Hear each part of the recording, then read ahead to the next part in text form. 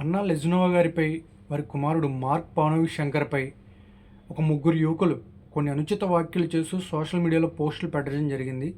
వారి ముగ్గురిని కర్నూలు పోలీసులు అయితే అరెస్ట్ చేశారు. అరే బాబు, మీరు ఎలా మనుషులరా నాయన? మీరు మనిషి జన్మ ఎలా ఎత్తారురా బాబు? ఆవిడ ఏం చేశారురా నాయన? తిరుమలకి వెళ్ళి శ్రీవారిని దర్శించుకొని, ఒక క్రిస్టియన్ అయి ఉండి, ఒక రష్యన్ సిటిజన్ అయి ఉండి, తిరుమల శ్రీవారిని దర్శించుకొని ఆమె తల వెంట్రుకలు ఇచ్చి మొక్కు తీర్చుకొని అక్కడ అన్నదానానికి వాళ్ళ కుమారుడి పేరు మీద 17 లక్షల రూపాయలు ఇచ్చారు ఆవిడ. ఏం చేశారని ఆమె మీద? వాళ్ళ చిన్న కొడుకు, 7 సంవత్సరాల కొడుకు, ఆయన ఏం చేశాడని ఆయన మీద ఇలాంటి పోస్టులు పెట్టడం? మీకేం పోయే కాలం రా? మీరు ఎలాంటి మనుషులు రా బాబు? మీకు బుర్రలో ఏముందిరా నాయన? ఇలా తయారవుతున్నారేంటిరా బాబు?